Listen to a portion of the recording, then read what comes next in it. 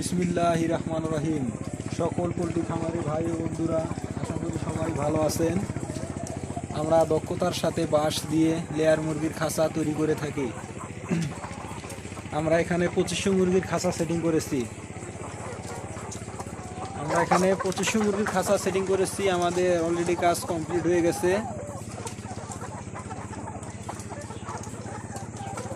এখানে ঘরটা হচ্ছে লম্বা 120 ফিট, পোস্তে আছে 30 ফিট।